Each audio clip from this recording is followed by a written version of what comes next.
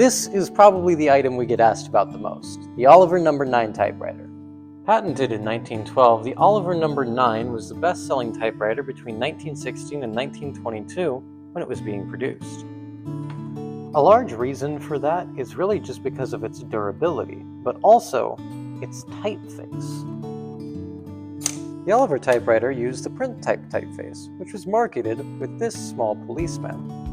Now, this typeface was intended to look like block printing, like what you'd see in newspapers or books at the time. So we don't really know why they decided to use a small policeman.